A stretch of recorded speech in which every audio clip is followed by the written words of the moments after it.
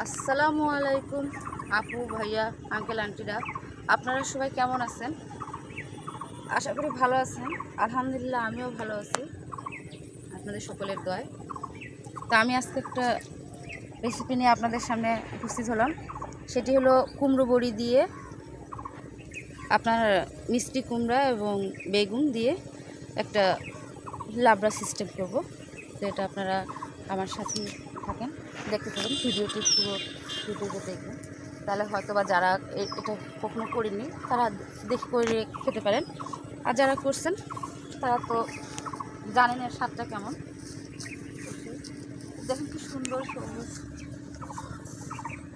ধান ক্ষেত।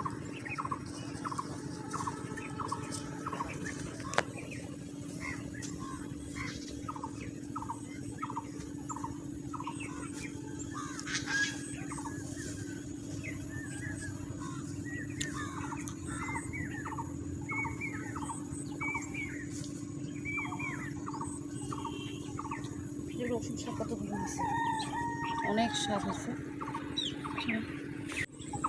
দেখেন বন্ধুরা কি সুন্দর ধান ক্ষেত। এটা শীতের সময় উঠবে এই ধানটা। আর যে এখানে এখনো লাগানো হয়নি, এই ক্ষেত রয়ে গেছে এখনো। এই যে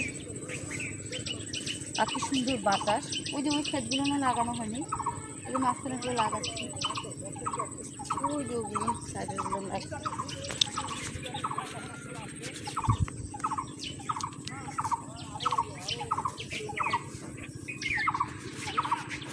এই যে এই শাক এই এই জিনিসগুলো খাওয়া যায়, আমি দেখাচ্ছি। এই যে এইগুলো, এটা ঔষধি গুণাগুণ আছে এর মধ্যে, এটা সবজি হিসেবে খাওয়া যায়। একদিন আপনাদের সামনে এটা উপস্থিত করবো আমি। তো অনেক সুন্দর গাছগুলো।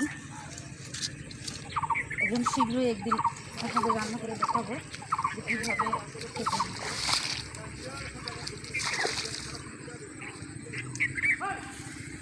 এগুলোতে এখনো মাছ আছে, মাছ বেড়াচ্ছে। পানি হইলে দেখবেন যে মাছ ছিপে ধরা হবে। এই যে আপুরা, আমি বেগুনটা কেটে নিচ্ছি। মিষ্টি কুমড়াটা কাটবো। বেগুন কাটতে অবশ্যই পানিতে রাখতে হবে, কারণ এর কোষ আছে, কোষটা বের হয়ে আসবে।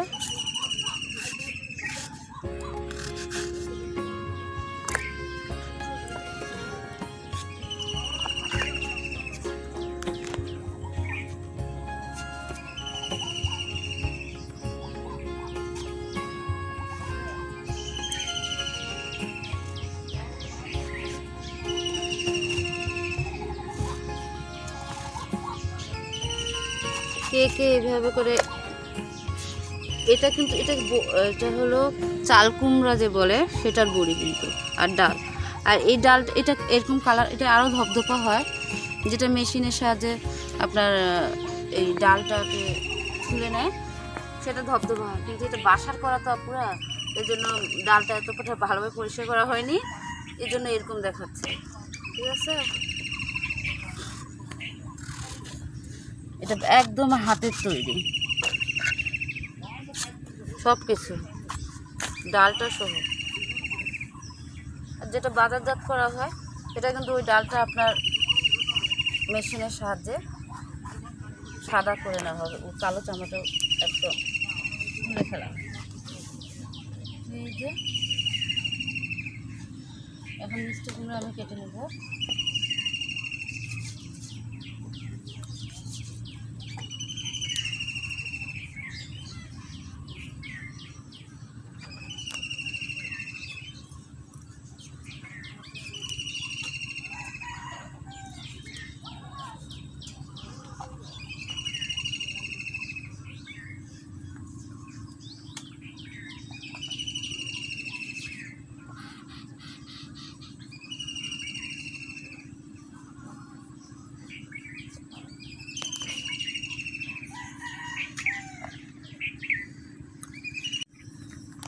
এই যে আপুরা, আমি এখন বইটাকে ধুয়ে নিচ্ছি।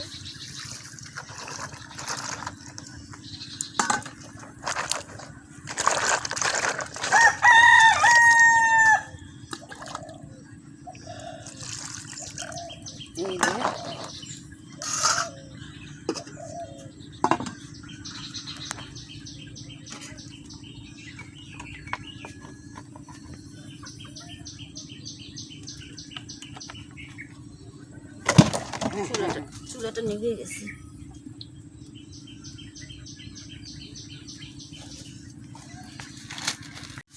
পুরো এটা ভেজে নিতে হবে।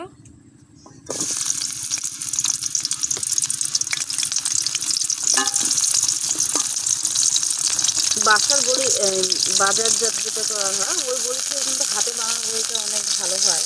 কালারটা আপনার যেমনই আসুক না কেন, তো আসলে এটাই খেতে ভালো লাগে। তারাও যে সারা ধবধবা করার জন্য অনেক কিছু দেয়, কিন্তু বাসা তো এই জিনিসগুলো দেওয়া হয় না।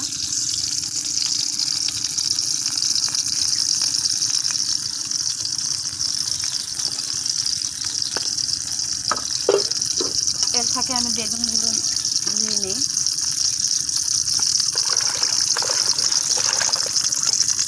যে মিষ্টি কুমড়োগুলো আমি ধোলাই করা হয়েছিল আপু, এই যে এখন আমি এগুলো উঠায় নিচ্ছি।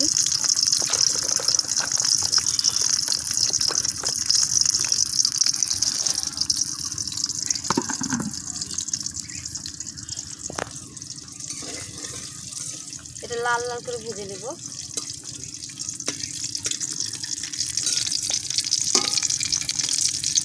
বড়ি একটা ঘ্রাণ বের হয়ে গেছে। এই তুমি পাচ্ছ না রে? এই বলো না কেন, খালি আমি বলি আগে আগে। তুমি যদি আগে আগে বলো তাহলে দর্শক মনে করবে যে সত্যিই ঘ্রাণ বের হচ্ছে। আমার রান্না তো আমি বলবোই যে ভালো, তাই না?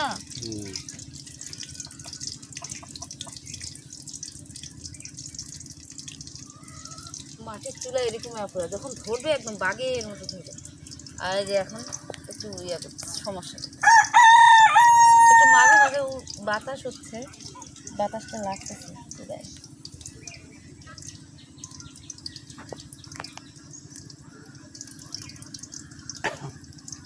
বাইরে রান্নার সুবিধাও আছে, অসুবিধাও আছে। সুবিধা হলে যে গায়ের মধ্যে বাতাস লাগতেছে ভালো, গরম তেমন একটা গরম লাগতেছে না। আজকে রোদ্দু নেই অবশ্য।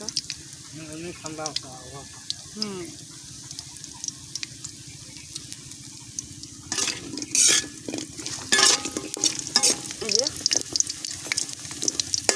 যে লাল হয়ে আসছে দেখেন।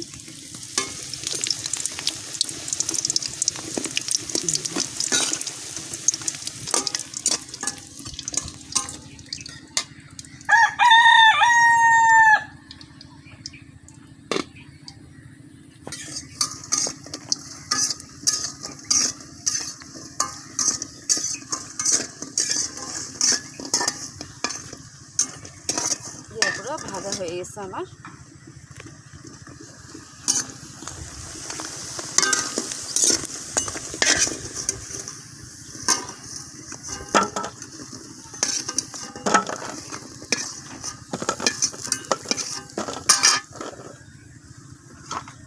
এখানে আমি গোটা জিরা কয়েকটা দিয়ে দিলাম।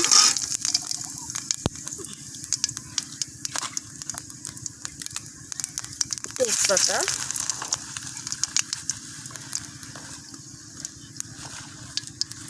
দুটো শুকনো মরিচ, এই যে কেটে রাখা পেঁয়াজ মরিচ,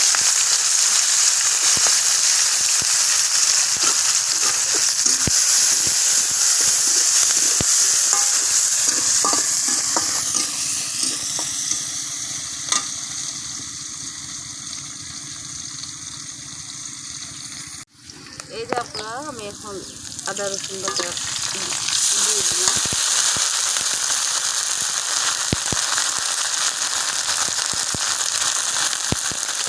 পানি দিচ্ছি,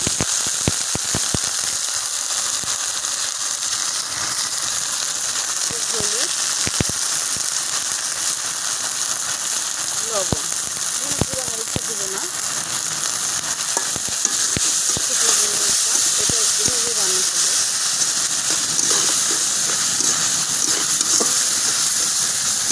তাই কাঁচা মরিচের পরিমাণটা একটু বেশি দিচ্ছি, গুঁড়ো মরিচটা দিব না তাই।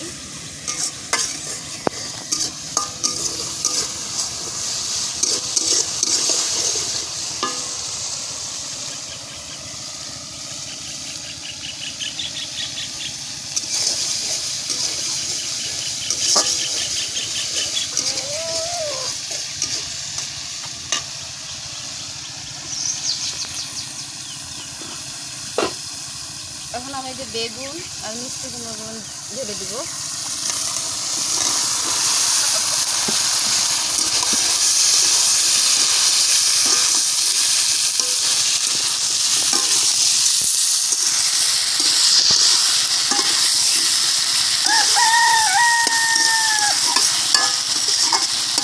এই যে মোরগ মিউজিক দিল, তাই না? হ্যাঁ, মোরগ মিউজিক দিচ্ছে।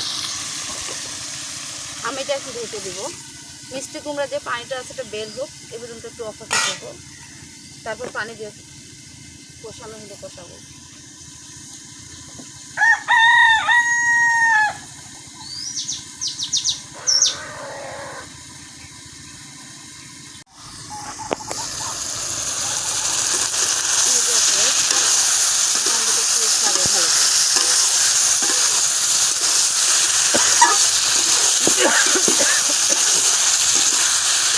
পানিটা বের হচ্ছে, শুকিয়ে গেছে। এই যে বেগুনগুলো একটু হলো নেতায় গেছে।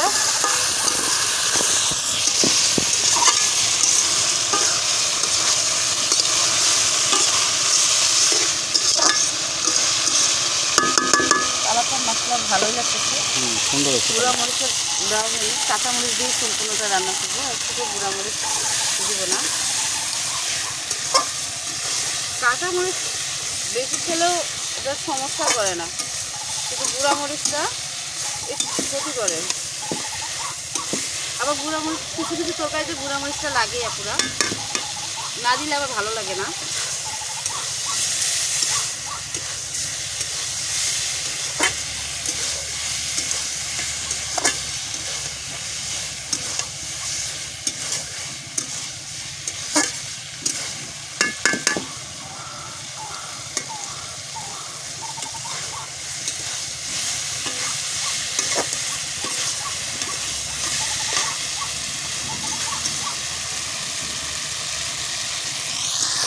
এই যে আমার কষানো হয়ে গেছে, তার নিচে এখন লেগে যাচ্ছে। এখন এই পর্যায়ে আমি পানি দিব।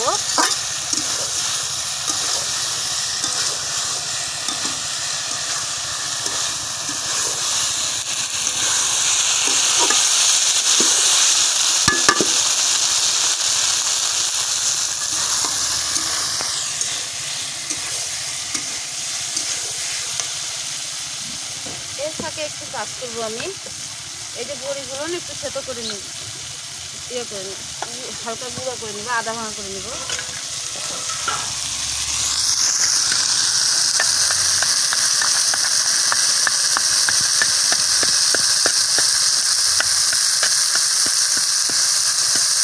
এটা এই যখন এটা করা হয় আপনারা, এটাতে কালো জিরা এবং ওই যে আপনার জিরা দেওয়া হয়েছিল। এই যে কালো জিরাগুলো হয়তো আপনারা দেখতে পাচ্ছেন, এই যে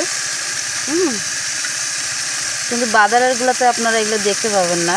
এখানে জিরা এবং কালো জিরা দেওয়া হচ্ছে। এই যে আপনারা এখন আপনার দিয়ে দেবে।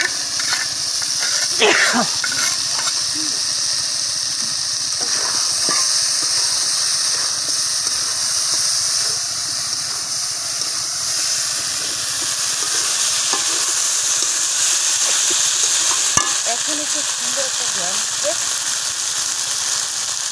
আলহামদুলিল্লাহ। আরো গ্রাম দেখতে এখনই মনে হচ্ছে যে কি সুন্দর ঝাল লাগবে। আপনারা অবশ্যই ভাবে করে রান্না করবেন, আপনারা ভালো লাগবে খেতে, আশা করি।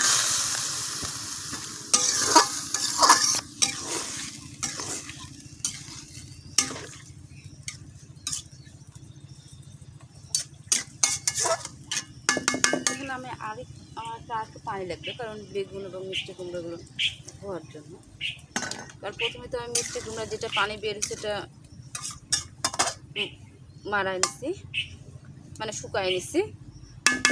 অনেক ক্ষেত্রে আমাদের গ্রাম্য ভাষা চলে আসতেছে, মনে কিছু নিয়েন না। এই যে ঢাকনা দিয়ে দেব।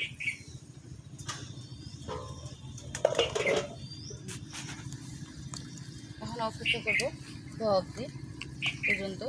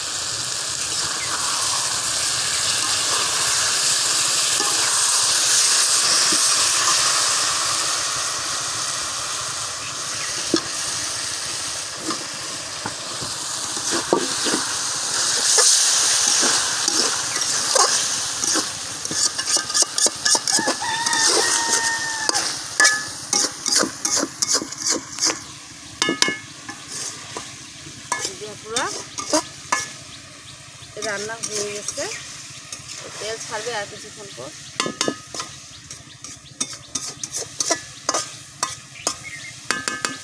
সুন্দর একটা ঘ্রাণ বেরিয়েছে, তাই না? হ্যাঁ, অনেক আগেই বেরিয়েছিল। তো আপনারা অবশ্যই ভিডিও করে রান্না করে খাবেন, ভালো লাগবে।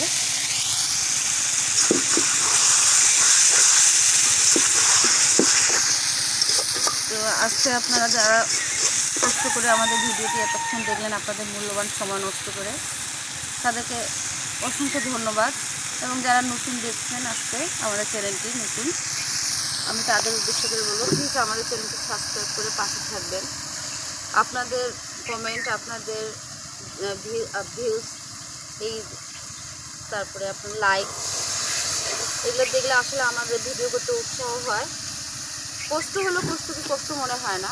আসলে সব কিছু ভিডিও করে বাইরে থেকে বাসা থেকে নিয়ে আসে এরকম খোলা পরিবেশে রান্না করাটা, আনা জোগাড় করাটা অনেক কষ্টকর, কিন্তু রান্না করতে সময় লাগে না, এটা একটা ভালো লাগে। তো আপনারা যদি একটু সাপোর্ট করে দেন, অবশ্যই আমরা অনেক দূর, আপনাদের হাত ধরে অনেক দূর এগিয়ে যাব। আর আপনারা আমাদের পরিবারের সদস্যের মতো হয়ে যাচ্ছেন। আমরা অল্প সদস্য যখন শুরু করছি, এখন মাশাআল্লাহ অনেক ভালো হয়েছে। সবই আপনাদের এগুলো ভালোবাসার জন্য, যাতে আমরা আরও আপনাদের হাত ধরে আমরা আরও এগিয়ে যেতে চাই এবং পরিবারটাকে অনেক বড় করতে চাই। তো ঠিক আছে আপুরা, অনেক কথাই বলে ফেললাম, মনে কিছু নেবেন না। যাক, আমাদের সাপোর্ট করবেন। তো আজকে এখানেই আপুরা, আপনারা ভালো থাকেন, সুস্থ থাকেন। তাহলে ঠিক আছে, আসসালামু আলাইকুম, আল্লাহ হাফিজ।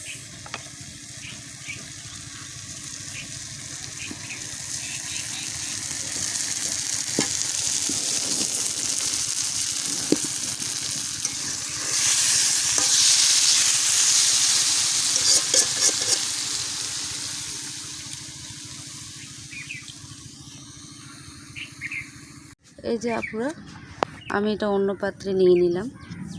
দেখেন ফাইনাল লুক কেমন লাগতেছে। তবে এটা সাদা পাত্রে যদি রাখা যেত তাহলে আরও জিনিসটা ফুটে উঠতো।